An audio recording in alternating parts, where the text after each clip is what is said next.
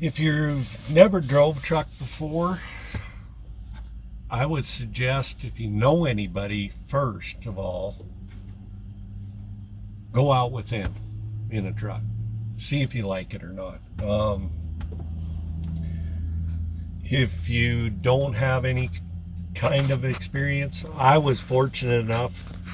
I was driving grain truck when I was 10 years old. I grew up on a farm. Um, so in my 40s, late 40s now. So I've been doing this for 30 years.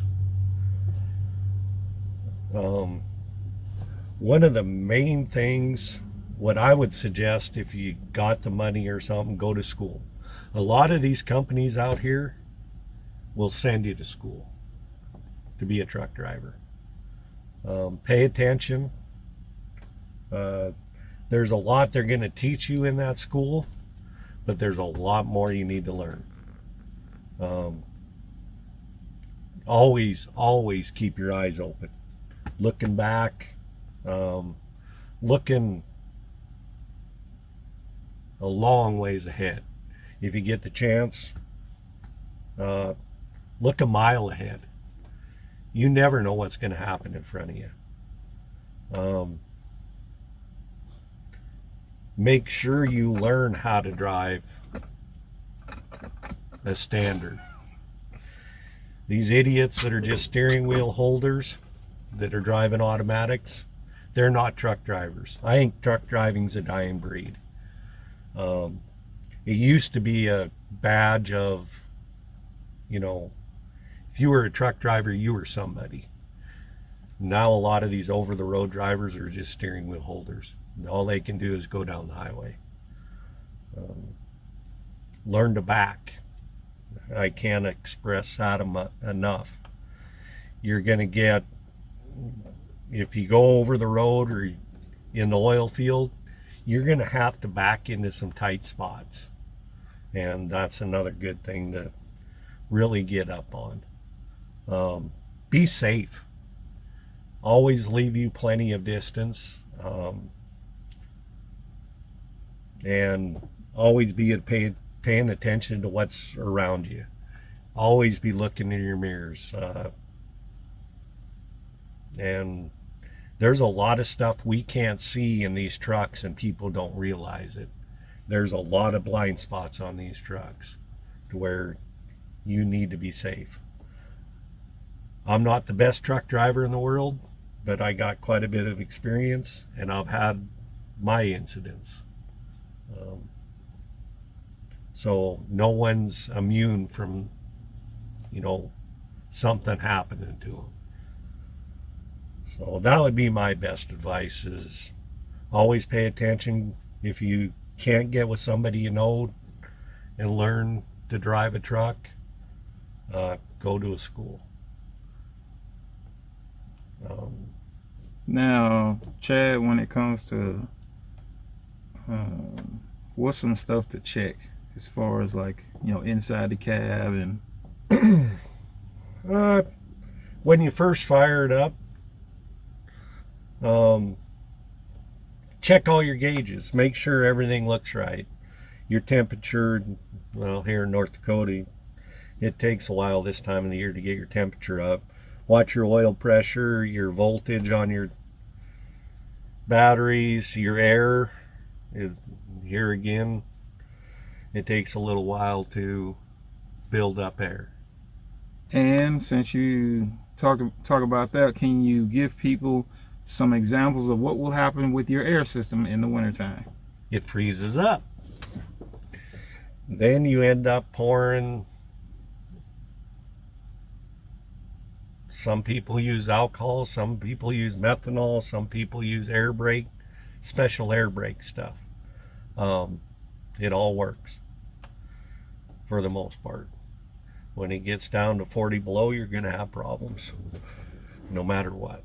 The main thing is, if your tractor's running, never, ever, ever set your trailer brakes. Set your tractor, don't set your trailer brakes. Let them have a constant feed of air. Keep an eye on your fuel. You know, if you are idling it, you don't want to run out of fuel. That's a big no-no. Some of these trucks are a pain in the ass to get primed back up. What else do you need to watch for? Summer, overheating. That's a common thing. But I'm trying to think of what else to do in here. Get yourself familiar with your controls. Each truck is different. Find out where your Jake brake is, where all your lights are at. Up here in the oil field, you're going to lock in your differentials quite a bit. Lock them up. Another thing in the winter in North Dakota, have someone teach you how to throw chains on your truck. There are too many of these idiots out here that don't know how to throw chains on their trucks. One of my other jobs, plowing snow in Montana. I worked I think it's one of the worst passes in Montana. It's not all that bad. It's Rogers Pass. There's another one that spurs off that called Fletcher's Pass. I had 2 trucks jackknifed together going up Rogers Pass. Neither one of them truck drivers knew how to throw on chains. I had to throw on chains for them truck drivers just so I could get the road plowed. I was not a happy camper. They didn't even know what chains were. They were hanging right on the side of their truck. They didn't know what they were used for.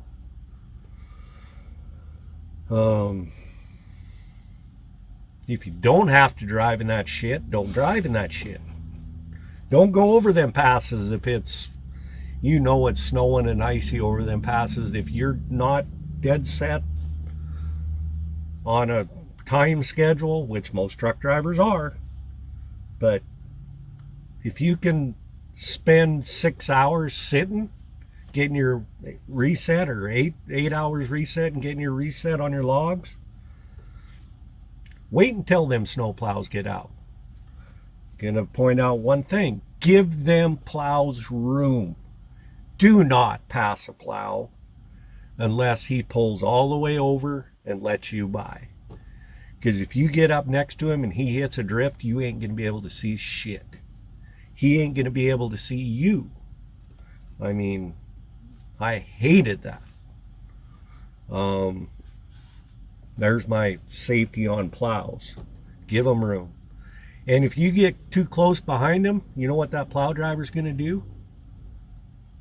He's going to turn on his sand just to get you off his ass. Because we don't want you running into the back of us.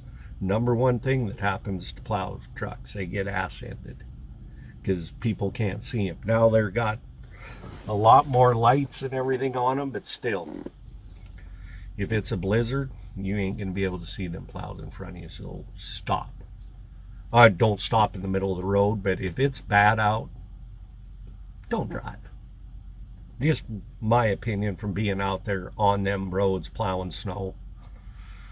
It's bad enough that we can't see when we're plowing. You can't see either. We need to get the road cleared for you. Okay, let's go outside and I'll kind of run through a pre-trip with you what I check. There again, when I was working for the state of Montana, they have a pre-trip that's goes way beyond what most people do to trucks. So we'll go do that.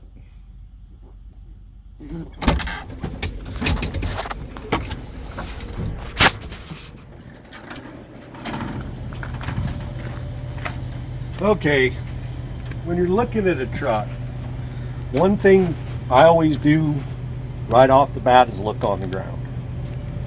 You got to look for spills. You know, if you got any drips or anything, look at all your, make a good glance over everything. And, you know, anywhere you see a hose or anything like that, See if there's any drips on it. You know, that's just, I guess to me it's common sense. Each truck's going to be different where you're going to find the dipstick. Always check your oil. Looks good.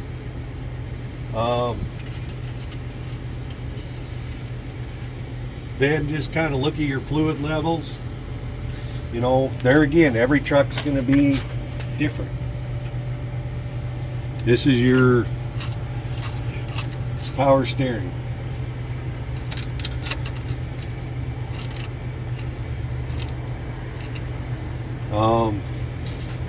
Look at all your hose clamps, everything looks good. Get in here, grab your belts, see if they look good. Look for cracks, weathering, tears. Look at your fans, see if there's any chips in your fan blades. Everything, when you look at everything, look for wires that might be hanging, you know, might be disconnected. It's just, I've done this for so long, it just comes second nature when I'm looking at the truck to look at all that. If you have to do your DOT test, this is the one thing I missed. Check your windshield wipers. That was one thing I missed. Didn't even think about it. Look at your springs down here. See if there's any cracks or anything like that. Your shocks. Your steering. See if they've been greased recently. I've seen out here it's pretty common that you crack a leaf spring. So that's kind of really important. The inside of your tires, look for anything in the rim that might be cracked or anything like that. Brake canisters, check them out. One thing I like about these tires with this company I'm working for now, they put these on there. You can see if your lug nuts are moving. Your gear or your hub, make sure there's plenty of oil in that. That gets overlooked a lot. Pressure is very important. Very, very important. Some companies tell you what to put in it. If they don't tell you, it's right on the tire. Right there. Boom. It might not be as handy as that is right there, but it's on there.